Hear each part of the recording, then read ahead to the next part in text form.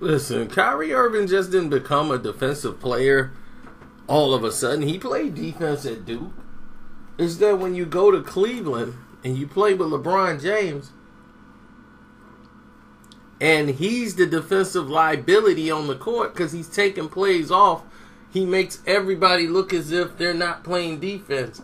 And then you have a coach who's not very vast at basketball knowledge as far as teaching defense.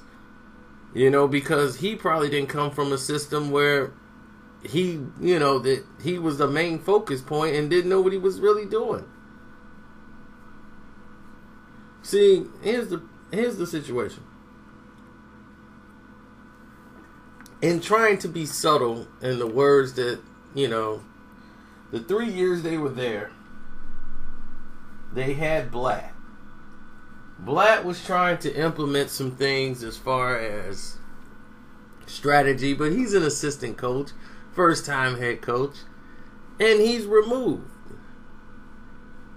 Kyrie coach was removed before LeBron got there because LeBron didn't want to play for him anymore.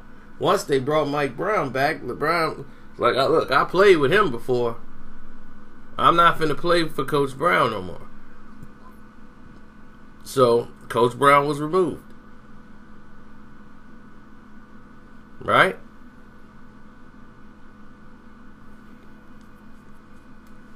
They brought in Blatt. So Kyrie had to make that adjustment to Blatt. Blatt didn't really preach defense, but they played better defense under Blatt. Then you bring in Tyronn Lue in the middle of the season when y'all were in first place. All of a sudden, a change had to be made.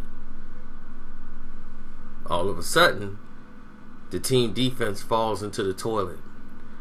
Lue is about offense, and y'all running offensive sets, but nobody's playing any defense.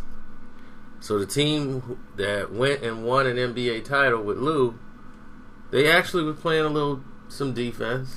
That was a lot better compared to how terrible they were the next 2 seasons. Now, starting off last year and starting off this year, they were terrible. Their defense has improved a little bit, but still, it's a lot of holes in it. It's just that they've been fortunate to be playing some teams that are not capable of knowing how to win games. Like this so-called streak they got, 5 of these games they should have lost. They're coming down to 1 point or less. And no one's paying any attention to it.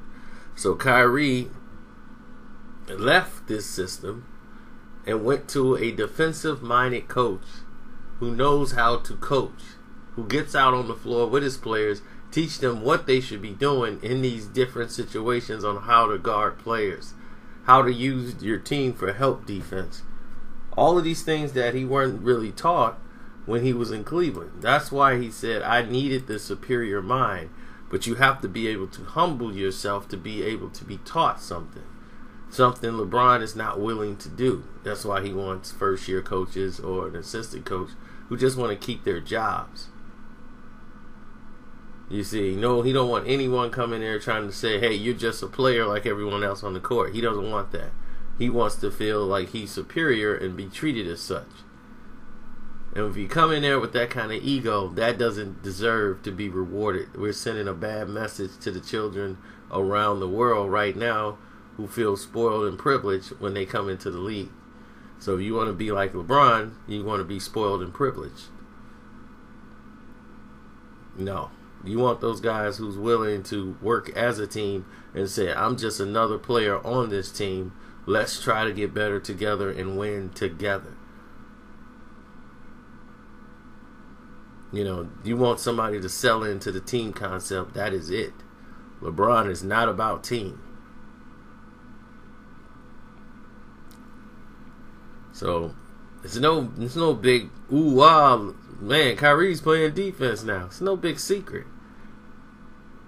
He's willing to be great because he challenges himself to humble himself, to fit into a team, to make others around him better, so that it also makes him better. This is somebody who's making people better around them. This is what it looks like.